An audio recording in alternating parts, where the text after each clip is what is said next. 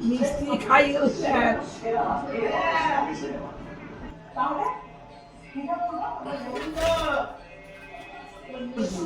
তাহলে অনেক কাজ কাজ ভোটের আগে অনেক বলে জানিস না।